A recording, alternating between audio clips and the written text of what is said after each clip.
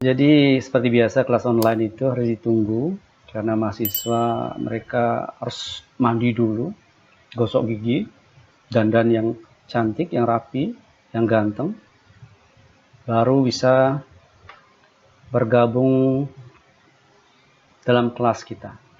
Jadi kelas kali ini saya menggunakan aplikasi Google Meet sebagai media untuk berinteraksi secara online, dibantu dengan Google Classroom untuk delivery tugas dan materi kuliah.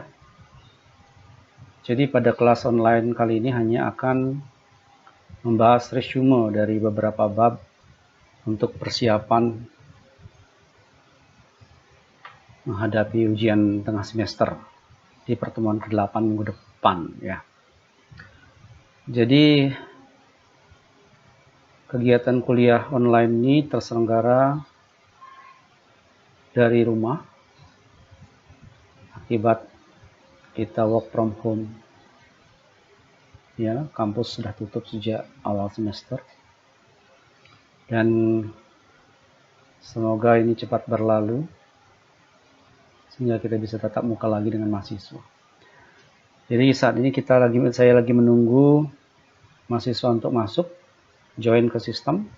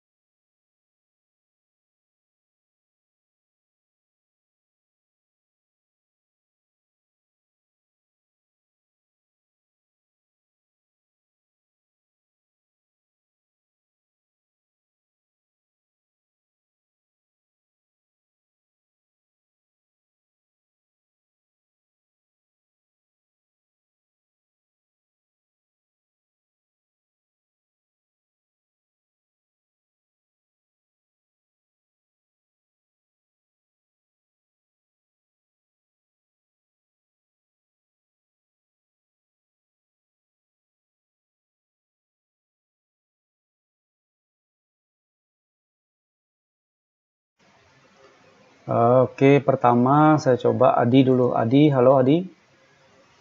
Halo. Oke, Budi Artini. Halo Pak. Oke, Martia Bayu, halo. Oke. Putra Ari, kedengaran enggak Putra? Halo Putra. Arinata. Kayaknya masalah di sound ya. Santi Rahayu. Halo Santi. Jelas Pak. Oke. Selanjutnya Sinta Saraswati. Halo Sinta. Halo Pak. Oke. Satu lagi Sinta Sri. Halo Sinta Sri. Halo Pak. Ya. Oke. Sukma. Halo Sukma. Halo Pak. Oke, Sukma. Wahyu Widiantari. Halo Wahyu. Halo Wahyu. Nah, sepertinya belum masuk. Oke. Sambil mendengarkan ya, agak lama sih, hanya Oke, siapa tadi? Oh, Wahyu ya. Oke, dengar suara saya ya, Wahyu ya. Baik. Jadi saya coba sharing dulu screen-nya dari PowerPoint ya. Bisa nggak?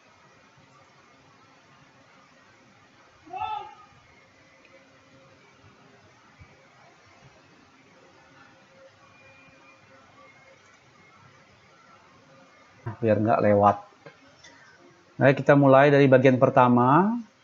Babnya ini adalah ngomong masalah perusahaan multinasional. Perusahaan multinasional itu dipelajari dalam keuangan internasional. Jadi sebelum memahami isi dari keuangan internasional, kita harus paham perusahaannya dulu. Nah, dari bagian pertama di bab 1 itu hanya menjelaskan bisnis internasional ya, jadinya tidak masuk ke keuangan dulu. Jadi intinya adalah ada sebuah perusahaan yang dibentuk ya untuk menjadi perusahaan internasional dan dia bergerak atau beroperasi lebih dari satu negara. Jadi 2, 3, 4, 5 negara gitu ya. Jadi itu kita sebut perusahaan multinasional. Nah, secara teori di bukunya, karena bukunya terbitan Amerika, Profesor Jeff Madura adalah orang Amerika, maka semua contohnya adalah Amerika. Itu kendala kita belajar di kelas MKI ini. Jadi kalau online itu masalah ya. Kalau offline kita bisa berikan infonya di kelas, detail untuk Indonesia seperti apa. Ini hubungannya nanti kalau kalian memilih tempat PKL ya di MBI ini. Karena kalau lebih bagus kalau tempat PKL-nya adalah perusahaan multinasional. Karena yang dibahas adalah international bisnisnya. Jadi kalau perusahaannya lokal, nanti nggak cocok dengan MBI-nya. Maksudnya ke manajemen bisnis umum ya. Jadi ciri-ciri utama dari perusahaan multinasional adalah operasionalnya lebih dari satu negara, itu intinya di bab 1 ini. Dan diingat, tidak selalu perusahaan multinasional itu perusahaan besar. PT misalkan Indofood Sukses Makmur ya, misalkan itu di beberapa negara juga ada, atau perusahaan asing yang ada cabangnya di Indonesia boleh seperti itu. Tidak seperti itu semua ya. Jadi syaratnya adalah lebih dari satu negara operasionalnya. Operasionalnya ada dua jenis. Bisa jasa atau produknya yang ada atau melibatkan negara lain. Ya, misalkan contoh ada perusahaan produsen handicraft di wood ya, mereka ekspor barangnya ke Italia misalkan, ke Australia. Nah, barangnya sudah ada sampai sana. Itu sudah masuk kategori perusahaan multinasional. Atau dicontohkan lagi sumber dayanya atau orangnya atau pegawainya yang dari berbagai negara, misalkan dari orang asing ya, dari ekspatriat, ada pegawai bagian A, bagian B, maka perusahaan itu juga tergolong perusahaan multinasional. Nah, kadang-kadang kan di Bali bentuk perusahaan itu tidak harus PT gitu ya, yang besar-besar bentuknya. Jadi bentuk perusahaan tidak mencerminkan perusahaan itu internasional, multinasional atau bukan. Bukan ya, tapi lingkupnya yang penting. Misalkan di Ubud, di Tabanan juga ada, di Gianyar banyak ya, perusahaan yang bentuknya UD, kemudian CV dan firma, FA gitu, itu sudah ekspor impor ya, sudah orang dan jasanya itu adalah melibatkan orang asing dan berada produknya di luar negeri. Itu sudah masuk perusahaan multinasional. Jadi itu kategorinya. Jadi bukan masalah bentuk atau jenis perusahaannya. Itu dipahami di bagian pertama. Nah, bagaimana syarat multinasional sudah dibahas kemarin. Syaratnya bisa jadi karena perusahaan dalam negeri misalkan ingin ekspansi ke luar negeri, ekspansi usaha ya, bentuk produknya yang ekspansi kita sebut diversifikasi. Mungkin di marketing akan lebih banyak dijelaskan. Ada juga yang karena sumber dayanya, misalkan tenaga kerja lebih murah di negara tertentu, maka mereka buka cabang situ atau buka kantor di situ untuk mempekerjakan orang di sana karena tenaga kerja lebih murah, atau sumber daya alamnya yang paling dekat ya di negara tertentu, sehingga memungkinkan operasional perusahaan itu lebih dari satu negara. Jadi intinya di bagian pertama ini membahas hal itu. Jadi membahas tentang perusahaan multinasional dan seterusnya, hanya secara umum aja. Jadi saya konfirmasi lagi nih, Elistia, halo. Halo Elistia.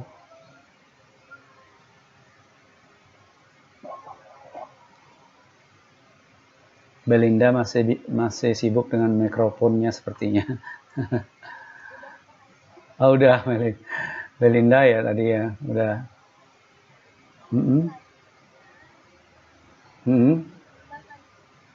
Oh iya, boleh. Saya belum ya. Slide yang satu, yang bagian 1, 2, 3 belum ya? Belum. Nanti saya dikirimkan semua slide ya, 1 sampai 10 ya di Google Classroom ya, materinya. Ini intinya di bagian pertama sekilas dari apa yang dijawab kemarin soalnya, kemudian tugasnya, kemudian apa yang saya jelaskan sekilas itu adalah bayangan bab 1 ngomongin apa gitu, Belinda? Ya. Ada bayangannya ya, ngomongin dasar. Oke, simak aja dulu ya. Oke, nanti juga podcast juga saya sharing, lupa kelas C sudah apa belum saya sharing podcastnya di Spotify. Ada bab 1 sampai 5 penjelasan juga. Ya bisa ditonton didengarkan di Spotify ya. Sebentar. Oke, saya acak lagi. Santi Rahayu deh. Santi Rahayu, Santi, halo. Halo Santi.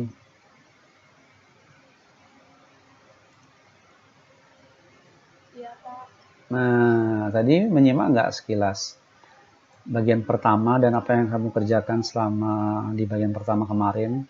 Ada bayangan kan bagian pertamanya gitu?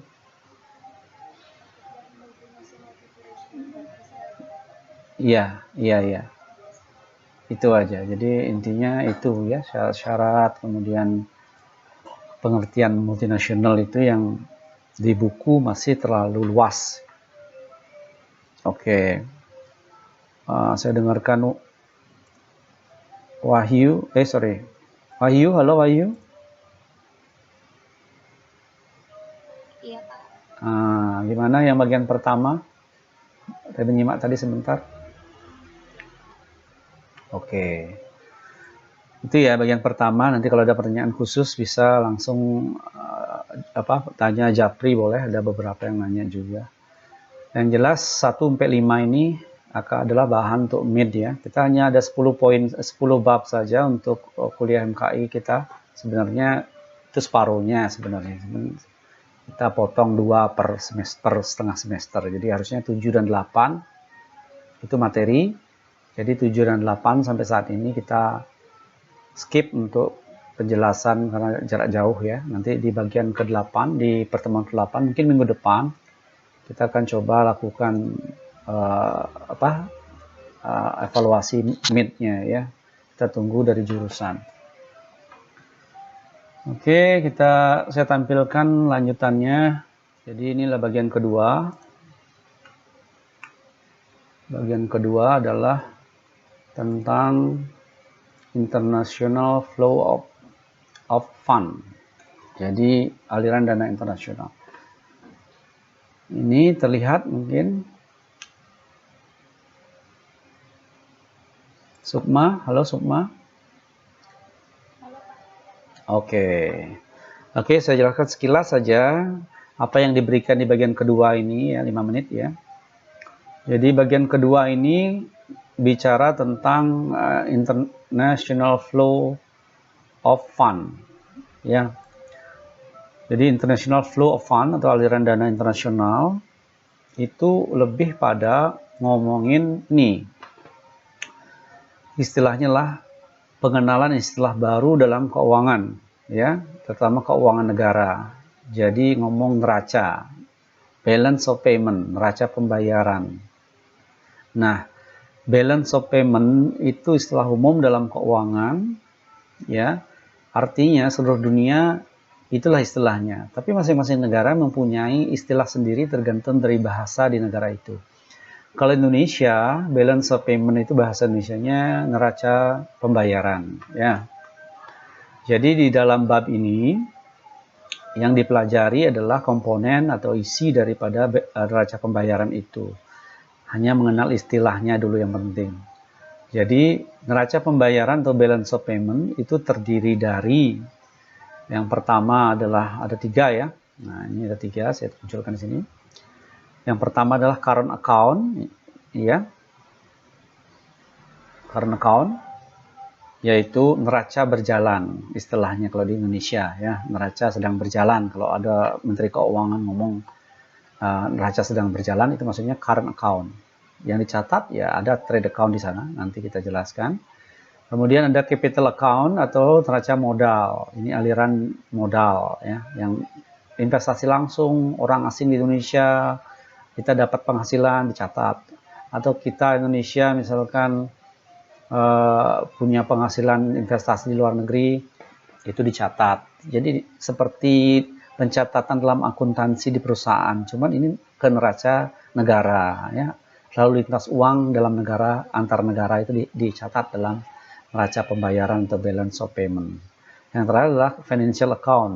Inilah neraca keuangan. Neraca keuangan ini ya, neraca keuangan itu mencatat ada hibah, ada devisa negara. Misalkan ada orang bekerja, TKI yang kerja di luar negeri, dia bawa uang ke Indonesia. Uang yang dia bawa ke Indonesia itu dari berbagai negara itu dicatat ya sebagai masukan dari financial account-nya atau debit ya. Kalau yang orang asing yang kerja di Indonesia, nah dia bawa uang ke luar negeri, ke negaranya. Uang itu dianggap uang keluar ya dari negara. Itu dicatat juga dengan financial account. Jadi semua dicatat seperti halnya neraca ya, akunting di perusahaan, debit dan kredit. Itu. Jadi sama dengan perusahaan. Nah, current account sendiri, neraca berjalan ini, itu di dalamnya, itu ini ya. Jadi sekilas saja. Saya berikan sekilas saja. Neraca berjalan itu, di dalamnya nanti kita mengenal macam-macam isinya itu. Salah satunya adalah ada neraca perdagangan yang mungkin kalian sudah pernah dengar. Balance of trade, neraca perdagangan. Nah, neraca perdagangan itu adalah selisih antara ekspor dengan impor.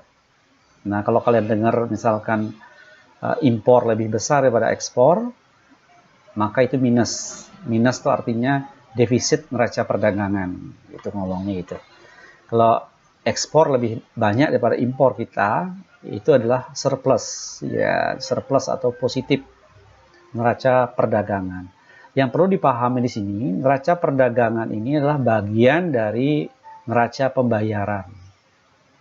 Nah, kalau misalkan ekspor kita tinggi, berarti neraca perdagangannya positif.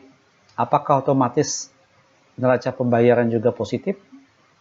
Tidak otomatis ya, karena salah satu saja dari ini neraca pembayaran itu. Jadi neraca perdagangan merupakan salah satu bagian dari neraca pembayaran. Bagian yang lainnya ya ini kan. Jadi ada tadi karena ada capital account-nya, ada yang tadi saya sebutkan tadi, ada. Oke, kita coba email. Halo email.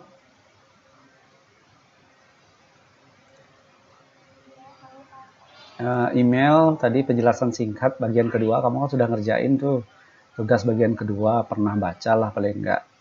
Ada bayangan karena bagian kedua adalah istilah-istilah yang asing gitu.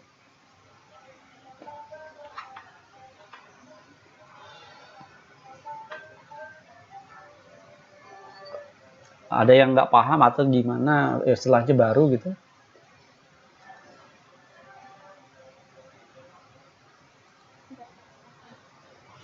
Oke, nanti dicek lagi, dibaca hal-hal baru. Jadi intinya istilah yang ada di bagian kedua itu dalam bahasa Inggris ya. Jadi di Indonesia jarang disampaikan. Kalau di media mungkin Menteri Keuangan ngomongnya yang saya bilang tadi. Misalkan current account itulah neraca sedang berjalan. Jadi kalau ngomong defisit neraca sedang berjalan itu maksudnya apa? Itu maksudnya biar paham. Gitu ya, coba kita lihat Sinta Asri. Halo Sinta Asri. Menyimak tadi apa yang saya sampaikan ya. Jadi kalau neraca berjalan itu, jadi defisit itu maksudnya apa gitu, berarti ngomong di dalamnya. Misalkan karena neraca berjalan itu salah satunya adalah isinya adalah neraca perdagangan, ekspor dan impor, bisa jadi impornya lebih banyak daripada ekspor kayak gitu.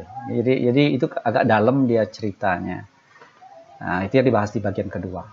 Ya, Sinta, bisa kira-kira ada bayangan ya dengan bagian kedua itu? Oke. Selanjutnya satu lagi. Saya bisa ajak di sini Martia. Halo Martia. Masih di sini? Martia sepertinya kesulitan Ada yang masuk lagi. Halo, siapa nih? Debbie ya. Halo, Debbie. Oke, kita di sini masih sudah bahas bagian kedua dari babnya. Kita nyimak aja dulu ya, dengarkan suaranya. Oke, itu bagian kedua tadi sekilas ya. Jadi nanti detailnya kalau sudah dijawab soalnya dari pertanyaan yang sudah itu ada beberapa sudah dijawab tugasnya. Penjelasan dengan jawaban yang di buku 5 itu ada di podcast ya, di Spotify, nanti kita sharing. Bisa didengarkan sambil lalu nanti ya. Sekarang kita ambil dulu yang bagian ketiga. Yang bagian ketiga ya. Kita share bagian ketiga supaya dilihat.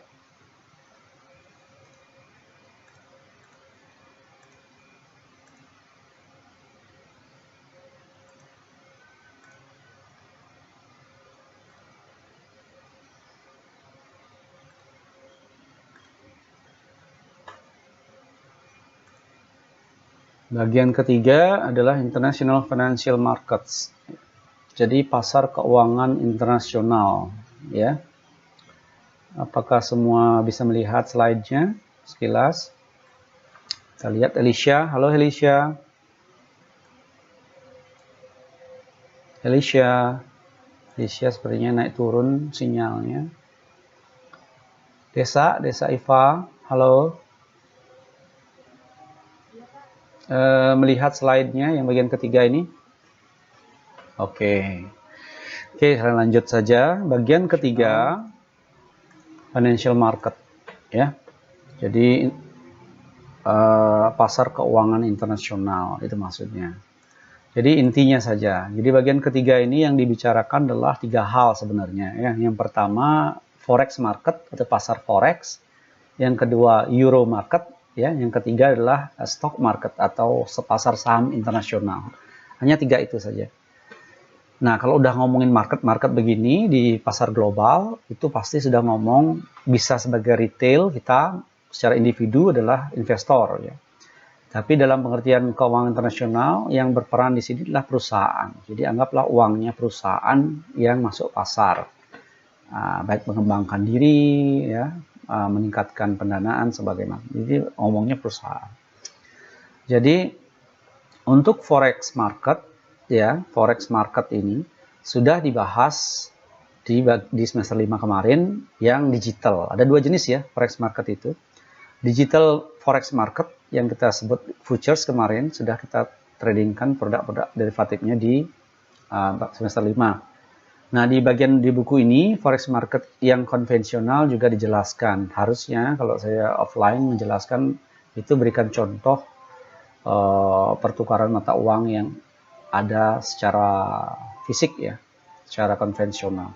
Sebagai contoh, pertukaran bisa dilakukan di bank ya, di loket teller bank. Di situ di bagian depan ada apa namanya, kurs ya, nilai kurs yang muncul, kurs beli, kurs jual ya, tinggal Anda menukarkan saja. Ada juga di money changer di jalan-jalan itu ya, ada kurs beli jual, tentu harga dan beli dan harga jualnya itu berbeda. Nah, ini perlu penjelasan. Kalau di bukunya tidak menjelaskan detail tentang itu, cuma mekanisme forex-nya dijelaskan. Mekanisme yang konvensional itu masing-masing negara berbeda ya. Mungkin saya jelaskan sederhana aja. Kalau Anda punya falas ya, mau menukarkan secara fisik menjadi mata uang kita, rupiah gitu, Anda harus menukarkan ke salah satunya, entah money changer, entah bank. Perlu diketahui, bank tidak akan bisa menerima semua jenis falas yang Anda mau tukarkan. Misalkan contohnya dolar Amerika ya. Kalau bank biasanya mengambil pecahan besar ya, misalkan 20 dolar, 50 dolar, 100 dolar pecahannya mungkin bisa ditukarkan di bank. Tapi kalau pecahan 1 dolar, 2 dolar, 5 dolar, 10 dolar mungkin kalau ada, mungkin ada yang 20 dolar yang pecahan kecil ya, itu mungkin bank belum bisa menerima. Sehingga harus ditukarkan ke tempat penukaran yang lain. Misalkan money changer di jalanan itu ya, yang authorized ya. Oke, jadi penukaran pun dengan rate atau tarif kursnya berbeda ya, kursnya berbeda. Nah, sekarang perbedaan itu bisa dibagi juga menjadi dua. Kalau dalam dolar, sebagai contoh dolar Amerika terhadap rupiah ya. Kalau di Bali, di Indonesia, dolar itu biasanya secara fisik dibawa oleh ya tamu-tamu luar ya, dari luar yang pariwisata ke Indonesia, terlibur ke Indonesia, mereka membawa dolar. Dolar itu kemudian diterima oleh orang Indonesia, kemudian menukarkannya kembali ke rupiah, ke money changer atau ke bank. Jadi kalau dolarnya berasal dari bank, otomatis bank pasti mau menerima kalau ditukarkan kembali ke bank. Jadi bisa juga didapatkan dolar dari bank, tidak harus dari orang asing gitu ya. Nah, bagi dolar yang dari orang asing itu ada dua jenis ya. Jadi mereka punya yang namanya pasar dolar seluruh dunia. Jadi dolar itu punya pasarnya sendiri. Dolar itu ada 3 pasar. Yang pertama adalah pasar dolar yang di negerinya sendiri. Jadi kalau dolar yang diterbitkan dan dipasarkan di negeri Amerika Serikat itu mempunyai nilainya sendiri. Ya, secara fisik, contohnya adalah kalau fisiknya rusak misalkan atau lecek, terlipat misalkan uang dolarnya, seperti kita di sini, itu bisa belanja ya kan, bisa menukarkan langsung di negaranya. Ya, nanti kalau di negara orang, kalau kita misalkan punya rupiah belanja di luar negeri, itu bisa seperti di Malaysia, Singapura, Thailand bisa pakai rupiah yang 100.000, tapi yang bagus ya, yang lecek atau yang apa namanya, yang terlipat atau bagaimana nggak akan diterima. Kenapa? Karena di situ memang tidak bisa menerima. Tapi di Indonesia sendiri bisa menerima di negara asalnya. Tuh. Jadi dolar itu punya pasar di Amerikanya sendiri, kemudian di Eropa dan di Asia. Asia itu di Singapura ya base-nya. Artinya nomor seri dolar itu ada 3 jenis ya. Nomor seri yang dasarnya asalnya dari Amerika, Hanya orang bank yang tahu nomor seri yang mana. Kemudian Singapura sebagai Asia, pasarnya Eropa ya, nanti di situ juga ada nomor serinya. Nah, kalau misalkan uangnya bagus, kita dapatkan dari tamu, misalkan dari Eropa, uangnya bagus, dolarnya bagus, kita tukarkan ke bank, bank belum tentu terima, meskipun pecahnya 100 dolar atau 50 dolar ya, pecahannya. Bisa jadi nggak terima, karena bank hanya menerima yang dari Amerika, pasar Amerika. Nah, gimana caranya? Ya, tetap ditukarkan di money changer. Money changernya menerima, ya tentu menerima dia. Nah, dari Asia juga gimana? Sama. Dia akan menerima. Kalau lecek, rusuh gimana? Money changer juga menerima. Ini yang sering tidak banyak yang tahu ya. Kenapa money changer bisa menerima mata uang seperti itu, yang kondisi fisiknya kurang bagus dan sebagainya. Ya, dibawa kemana? Yang bagus sesuai dengan nomor seri Amerika, dia akan bawa ke bank untuk ditukarkan. Nah, yang nggak bagus, yang tidak nomor serinya bukan Amerika, itu dibawa kemana? Nah, ada sebuah agent currency ya di Bali maupun di Indonesia pada umumnya, itu memang menampung semua jenis mata uang, tidak hanya Amerika ya, mata uang lain juga ditampung, yang lusuh, yang tadi yang tidak bagus lah. Itu untuk dibawa kembali secara fisik ke negara asalnya. Nah, kalau mereka sudah ada di negara asalnya lagi, mereka akan bisa dipakai lagi. Tentu ini keuntungan dari money changernya. Kalau membeli dolar ataupun falas yang rusak atau yang terlipat, lebih murah dari rate yang mereka tawarkan di depannya dibandingkan falas yang kondisinya bagus. Itu ya, itu menjelaskan forex market secara fisik. Nah, ada euro market. Euro market yang dimaksud di buku ini bukan pasar euro ya, tapi lebih kepada pasarnya mata uang dolar di luar Amerika Serikat. Yang saya bilang tadi, ada dua mata uang pasar mata uang dolar di luar Amerika Serikat, yaitu di Asia dan Eropa, di Singapura dan di Eropa ya. Kedua pasar mata uang dolar di luar negeri atau di luar negaranya itu, mereka orang Amerika menyebutnya euro market. Jadi bukan pasar euro ya sebenarnya. Jadi euro market itu maksudnya pasar setelah di luar negaranya Amerika gitu ya. Kita mengenal euro currency berarti mata uang di luar negara asalnya, yaitu Amerika. Euro credit yaitu pinjaman mata uang dolar di luar pasar negara asalnya. Euro bond itu obligasi ya, surat utang. Jadi semacam sertifikat berharga surat utang. Itu juga ada pasarnya. Nah, surat utang ini dalam bentuk dolar, tapi pasarnya di luar Amerika. Mereka sebut euro bond market, seperti itu. Nah, kemudian terakhir adalah masalah stock market internasional atau pasar saham internasional. Itu adalah pasar saham sama dengan pasar saham kita di Indonesia, hanya perusahaannya saja seluruh dunia, dan mereka listingnya di New York Stock Exchange paling banyak ya. Kemudian di Nasdaq ya. Itu saham-saham perusahaan multinasional yang listing di situ dengan harga dolar. Kemarin pada saat di semester 5 kita sekilas melihat kuotasi dari saham-saham internasional bisa diperjualbelikan melalui pasar futures ya, digital. Jadi itu isinya kilasan chapter 3 International Financial Market. Jadi kalau dibaca di bukunya akan lebih susah memahami karena dia versinya Amerika. Saya jelaskan tadi, kalau kita offline akan seperti itu. Oke, jadi sekarang saya konfirmasi ke yang masih ada di sini. Kira-kira bisa menyimak nggak? Kita lihat dulu yang masih di sini. Oke, saya mau lihat lagi. Halo, Arinata, halo, masih di sini Arinata? Oke, tadi menyimak ya. Mungkin saya agak cepat-cepat sedikit. Bagian ketiga itu ngomong international financial market. Jadi secara umum itu. Jadi kalau kira-kira apa yang kira-kira masih belum jelas atau ada yang ditanyakan di bagian ketiga? Untuk ya.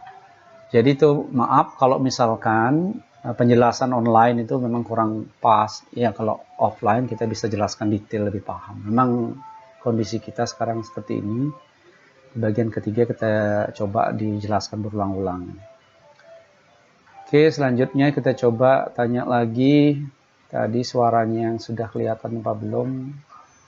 Elistia, halo, udah di sini belum? Tadi menghilang suaranya. Ada mic-nya, oke sudah ya, udah bisa ya. Dimana kira-kira di bagian ketiga ada penjelasan bayangan?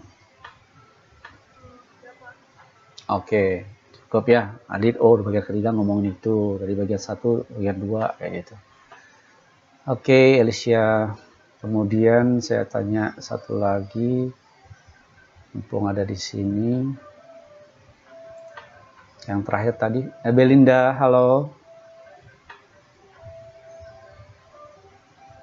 Tadi Belinda masih di sini. Menyimak tadi bagian ketiga enggak? Jadi ada 3 jenis ya, ini bagian ketiga yang dibahas.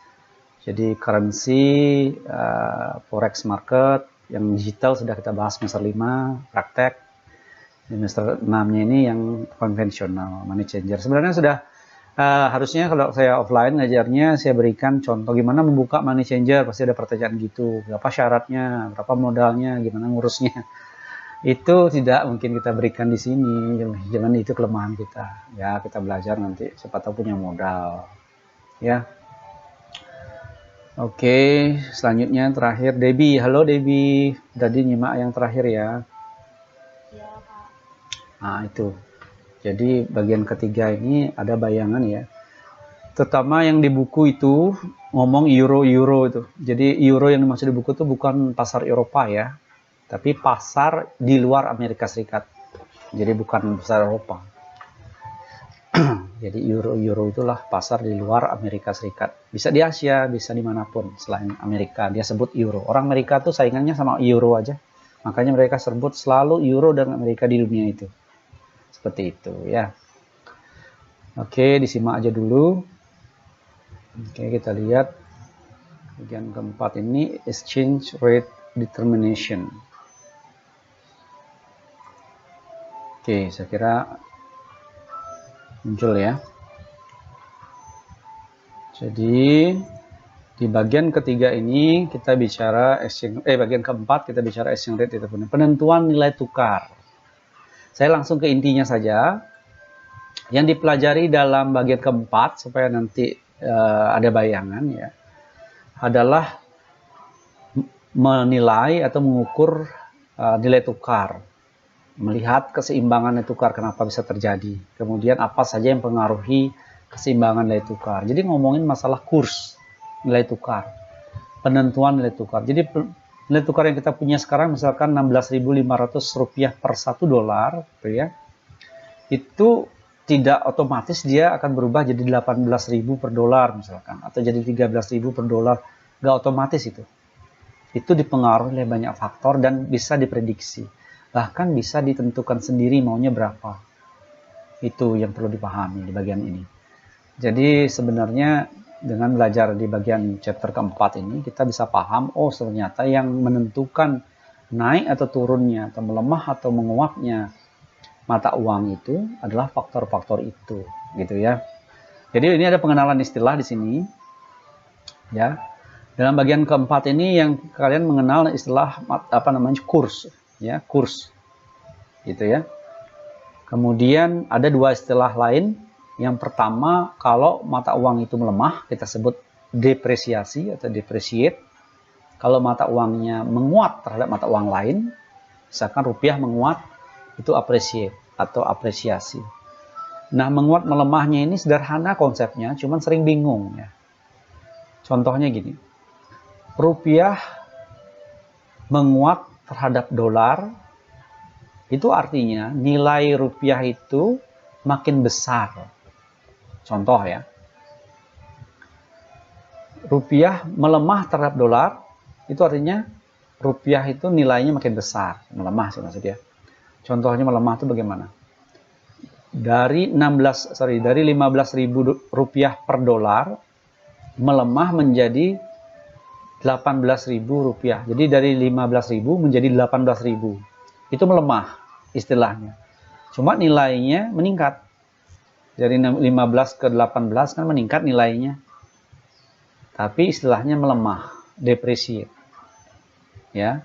Kebalikannya, rupiah menguat terhadap dolar dari 15.000 menjadi 13.000. Jadi menguat itu istilahnya, ya, rupiah menguat terhadap dolar, tapi nilai nominalnya menurun.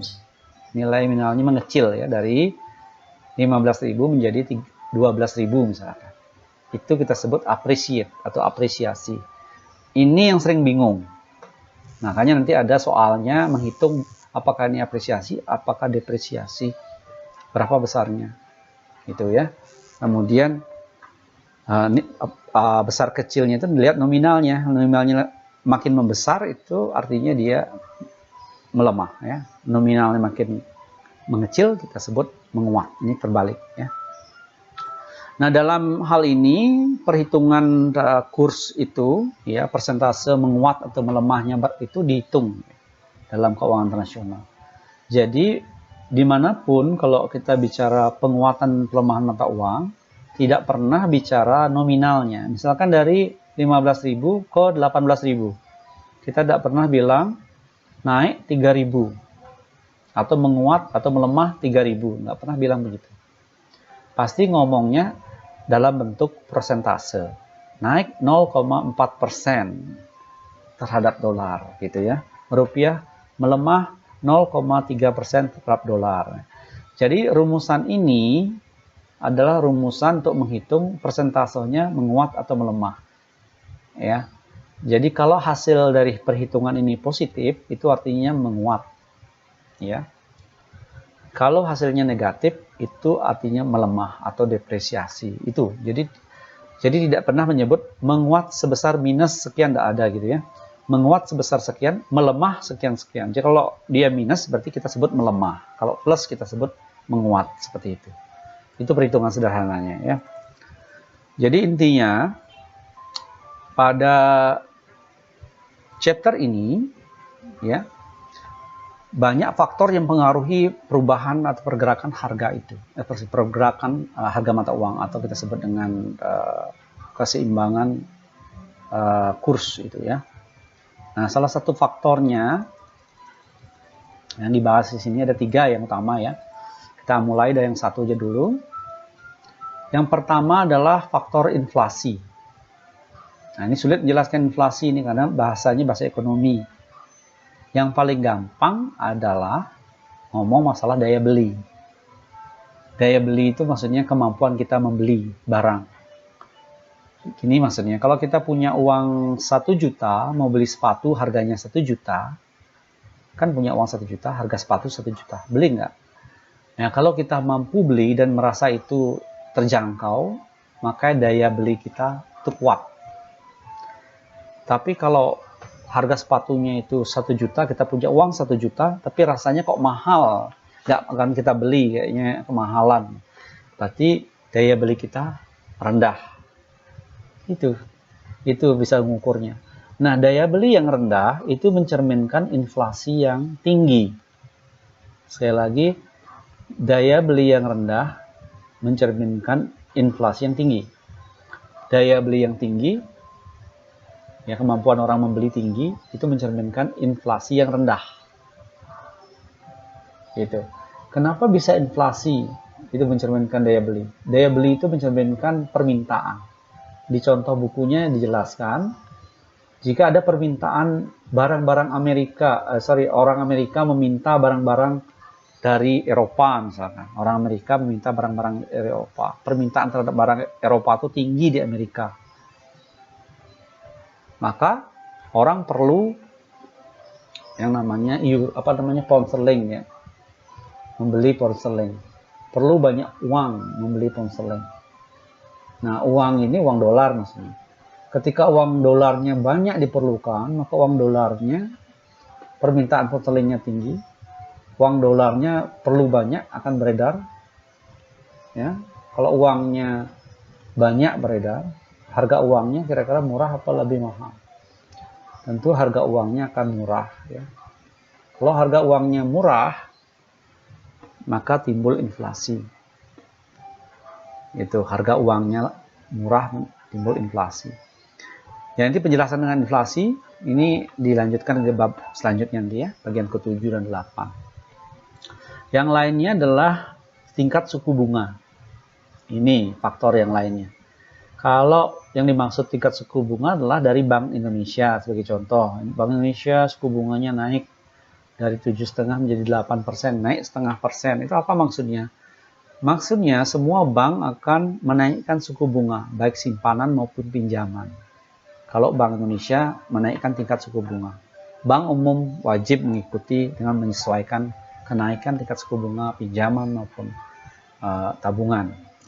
Kalau misalkan naik suku bunganya, bank akan menaikkan suku bunga pinjaman. Kalau suku bunga pinjamannya naik, orang yang meminjam uang tentu akan berkurang. Ya. Orang yang menabung uangnya tentu akan meningkat ya, karena bunga tabungan kan naik. Ya.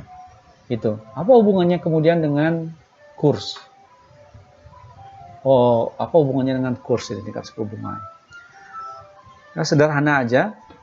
Kalau kalian punya uang 1 juta, kalau dalam dolar kalau dihitung mungkin cuma 80 dolar ya, barangkali gitu.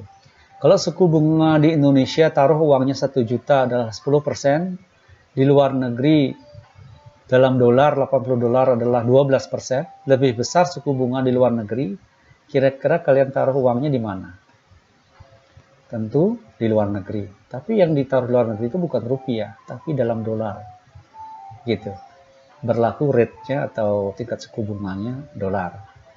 Jadi cenderung akan invest pada negara atau mata uang yang tingkat suku bunganya lebih tinggi. Kalau tingkat suku bunga di luar negeri lebih tinggi daripada Indonesia, maka orang akan cenderung invest ke luar negeri. Akan terjadi uang pergi ke luar negeri. Ya, kebutuhan akan dolar itu akan tinggi, sehingga orang membeli dolar, sehingga harga dolar akan naik. Kalau harga dolar naik, apa yang terjadi dengan rupiah? Rupiah akan turun, melemah. Itu hubungan tingkat suku bunga ya.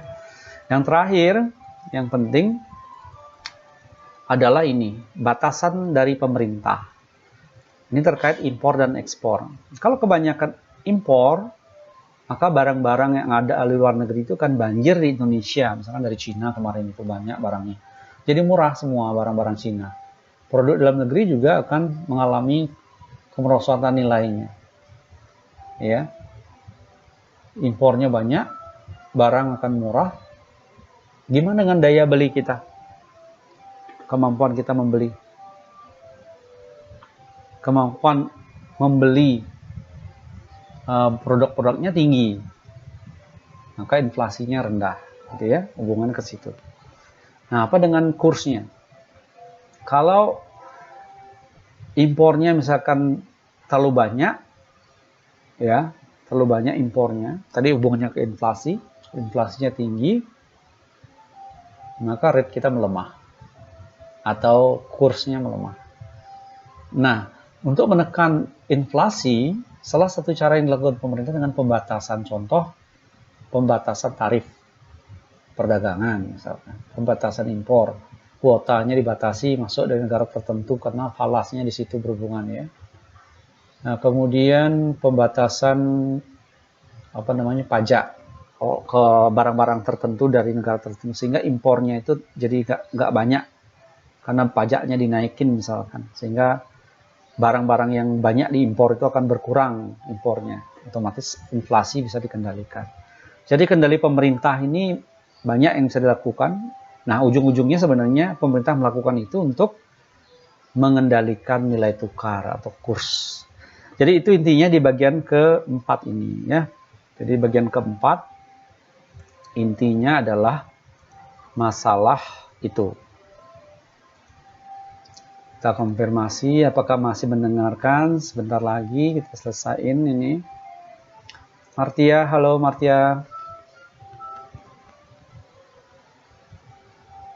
Halo Martia.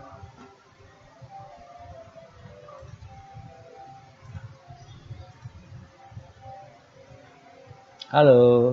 Nah, Martia tidak ada di situ. Santi Rahayu, halo.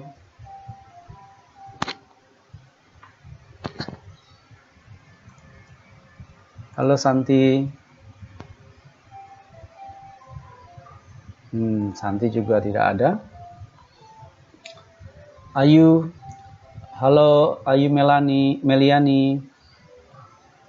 Ya, Pak. Nah, Ayu masih di situ. Nah, ini bagian keempatnya itu penjelasan cukup panjang ya. Jadi di buku itu memang mungkin ada yang kurang jelas. Memang nanti kalau kurang jelas yang lainnya bisa ditanyakan spesifik ya, yang mana. Yang jelas ada yang saya simak itu ada yang bingung, pasti banyak bingung di sini masalah inflasi segala macam. Ya, tapi bagian keempat ini itulah intinya. Jadi bagian keempat membahas tentang itu ya, faktor-faktor pengaruhi atau penentuan nilai tukar. Bisa disimak ya Ayu ya. Oke, kita lihat dulu yang lain. Sinta Sri deh, Sinta Sri, halo. Halo, Pak. Masih di sini juga. Sinta Sri juga menyimak tadi ya, mungkin banyak yang ini nanti. Kalau di kelas biasanya yang bagian keempat nih udah ngantuk semua. Jadi bagian keempat ini masalah ekonomi ya. Jadi itu hubungannya ke nanti ke kurs. Hubungannya ke bagian kelima nanti. Oke, disimak saja Sinta. Nah, kita lanjutkan bagian terakhir ya. Dan tutup bagi 5 menit aja. Bagian terakhir di chapter 5-nya. Kita share bagian terakhir.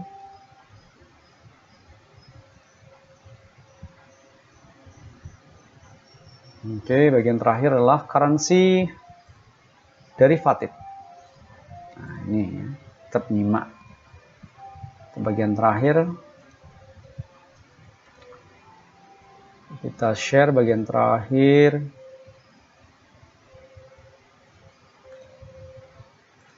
Sebentar, saya share ya.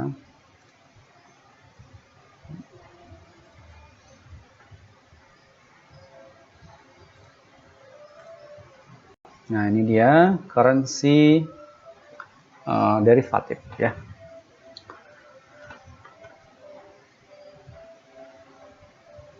Oke, kita lihat currency derivative. Nah, kita mulai ya. Currency derivative ini terakhir Anda kerjakan kemarin itu pasti sudah lihat sekilas baca, yang bahasa Indonesia juga ada. Kata kuncinya adalah currency, mata uang, derivative. Derivative inilah turunan ya. Mungkin yang ada yang dari IPA dulu SMA-nya ya, yang belajar matematika, ada istilah integral diferensial. Nah, mungkin ada yang tahu ya. Integral itu akar, kuadrat gitu ya. Derivatif atau diferensial. Diferensial itu turunan. Nah, turunan itu artinya dia bukan aslinya. Jadi produk turunannya. Kalau kita bicara currency derivatif, berarti mata uang turunan gitu ya. Mata uang turunan. Bukan mata uang sesungguhnya. Nah, ini udah kita bahas sebenarnya, udah kita lakukan praktek di semester 5. Jadi mata uang diperdagangkan dalam forex market kemarin itu bukan mata uang, tapi mata uang turunan yang berupa pasangan mata uang. Ya, pasangan mata uang, sepasang. Kalau nggak sepasang nggak bisa kita trading. Nah, pasangan mata uang itu kita sebut currency derivative atau mata uang turunan. Seperti itu ya. Nah, isi dalam bagian terakhir ini hanya 2 jenis ya, 2 hal ya. Ada yang beberapa jawab sudah bagus. Intinya hanya ada 2. Di sini membahas 2 kontrak yang umum dipakai dalam derivative currency. Ya. Yang pertama adalah kontrak forward. Yang kedua adalah kontrak futures atau currency futures. Nah, saya akan jelaskan kenapa 2 hal ini dikenal. Sebagai perusahaan multinasional, ya, perusahaan multinasional itu beroperasi di lebih dari 1 negara. Ya. Tentunya penghasilan atau pendapatan dari perusahaan itu juga dari berbagai negara. Karena pendapatan dari berbagai negara biasanya mata uangnya pun beda-beda, ya, nggak satu jenis, minimal dua lah. Satu yang dari Indonesia rupiah, yang dari luar negeri dolar Amerika misalkan. Atau bisa jadi lebih dari dua mata uang, ya, dari Jepang yen yang diterima, ya, dari Eropa euro.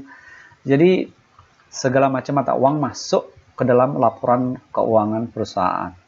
Nah, ini jadi masalah ketika mata uang itu belum dikonvert atau ditukarkan dalam rupiah. Kenapa? Karena perusahaannya ada di Indonesia misalkan. Seluruh operasional, bahan baku, tenaga kerja, semua dibiayai atau dibayar dengan rupiah. Sedangkan pendapatannya dari mata uang asing. Nah, itu. Kalau dilemanya adalah begini, kalau ditukarkan langsung saat ini, begitu di pembayaran dolar misalkan, kita akan dapat kurs saat ini juga. Alih-alih kurs saat ini kita tukarkan dan akhirnya total rupiah kita dapatkan cukup untuk operasional. Bisa jadi nggak cukup, karena nilai kursnya lagi melemah atau menguat. Ya. Justru orang yang punya falas, perusahaan yang punya falas, itu melihat itu. Contoh sekarang ya, di Indonesia punya dolar penghasilannya itu bagus, kalau rupiahnya melemah. Ya, pas melemah ini saatnya nukarkan. Kalau nanti menguat, baru ditukarkan, maka sedikit dapat rupiah. Tentu berpengaruh terhadap pembiayaan operasional perusahaan.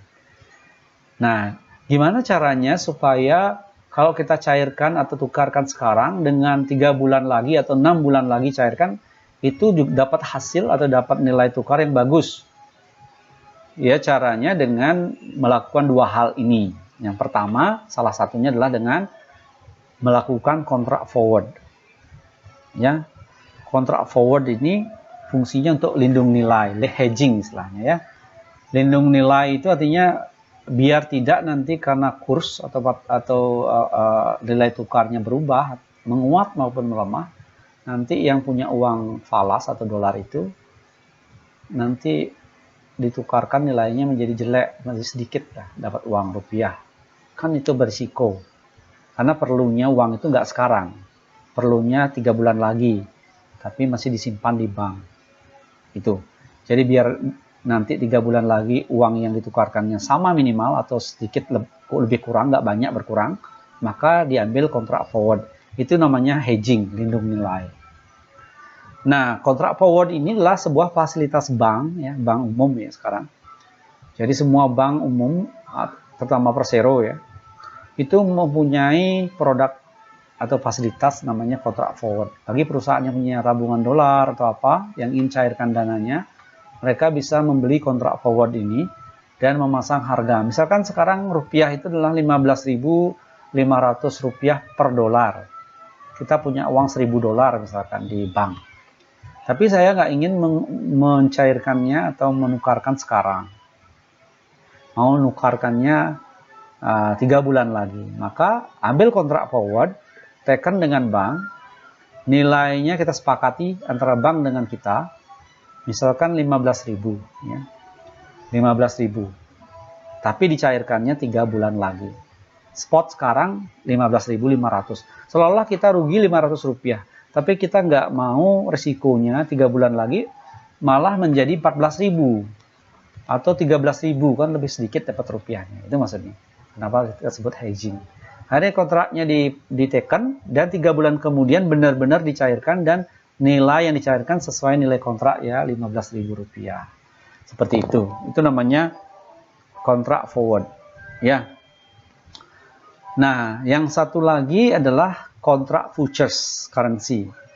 Nah, kontrak futures ini juga sama ya dengan hedging, lindung nilai. Cuman sifatnya lebih ke spekulator. Di mana mereka melakukan lindung nilai atau hedging ini?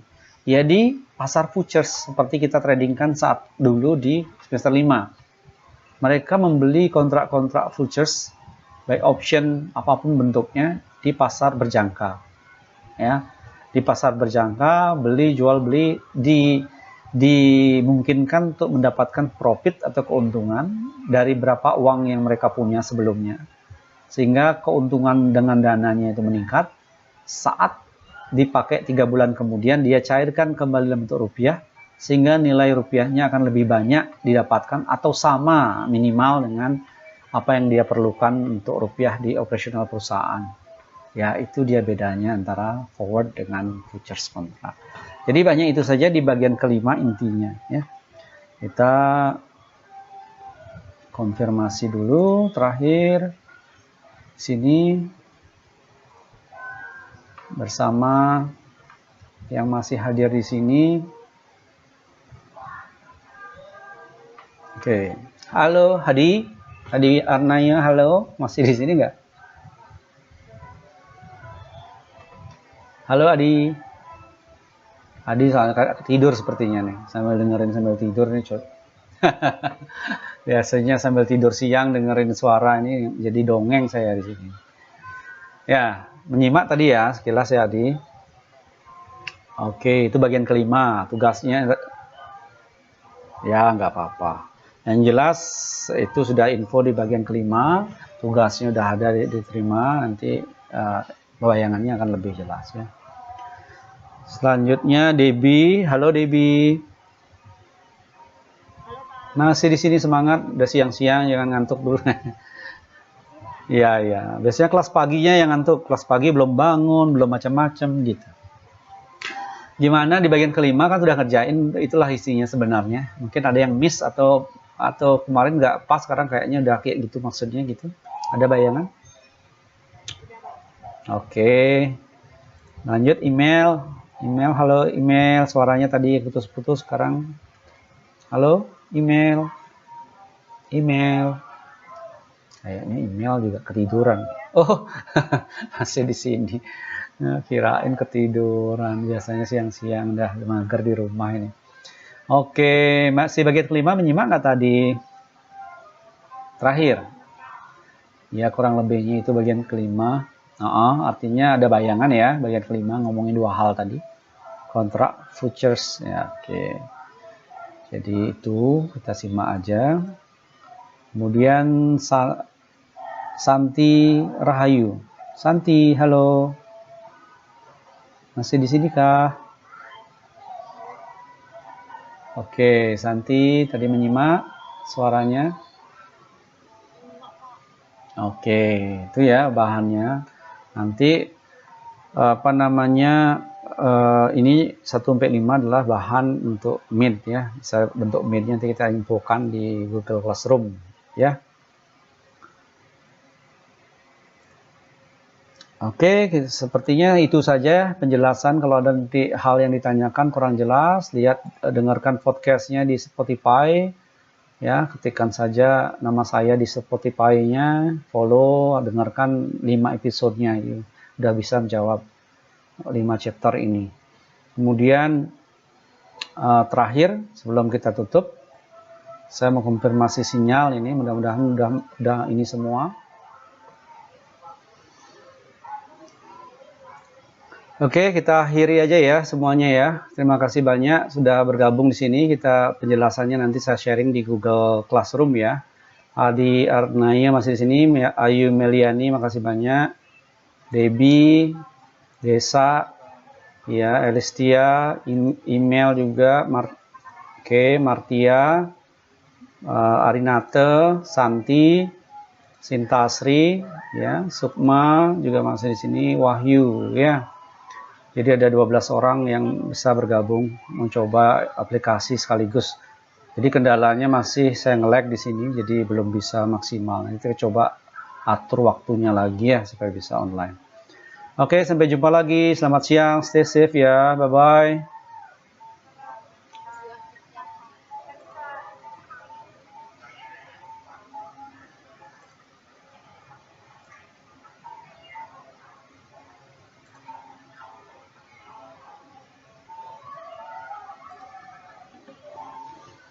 Oke, demikian streaming kita kali ini di kelas 6C, mata kuliah manajemen keuangan internasional ya, kurang lebihnya hanya itu yang bisa kita lakukan kalau mata kuliah ini live streaming ya, tapi online kelas yang live streaming, jadi bukan hanya live streaming saja, tapi online kelas yang live streaming. Banyak kendala yang kita hadapi. Yang pertama, Google Classroom itu tidak bisa kita lakukan live. Karena apa? Karena Google Classroom itu harus menggunakan Google Suite untuk bisa akses semua fiturnya ya, termasuk rekaman. Kemudian Google Meet sendiri juga fiturnya tidak maksimal. Untuk recording kita nggak bisa lakukan dengan Google Meet karena kita tidak bergabung dalam Google G Suite dari kampus ya. Jadi kalau yang G Suite dari kampus yang untuk education itu bisa lakukan rekaman streaming lewat Google Meet. Kendala yang lain adalah menampilkan kamera live streamingnya ya dengan apa yang terlihat oleh mahasiswa di kelas yang online itu juga terkendala ya. Kalau tidak ada live streaming hanya kelas online saja itu baik-baik saja, bagus ya. Tapi untuk sekaligus live streaming ini ada kendalanya. Jadi tidak tampil maksimal hasilnya, termasuk presentasi dan seterusnya. Kemudian kendala yang lainnya adalah karena buka aplikasi di sini banyak banget. Jadi ini bisa membuat beberapa aplikasi hang ya, termasuk Google Meet pun sekali waktu dia hang dan harus saya restart lagi ya untuk bisa lanjut ke pertemuan di kelas online. Baik, demikian pertemuan live streaming kita hari ini. Sampai jumpa lagi pada live streaming kelas berikutnya. Saya Igede Iwan Suryadi, stay di channel ini ya, Iwan to Live Official atau Igede Iwan Suryadi. Jangan lupa subscribe karena subscribe itu gratis ya. Jangan lupa nyalakan loncengnya.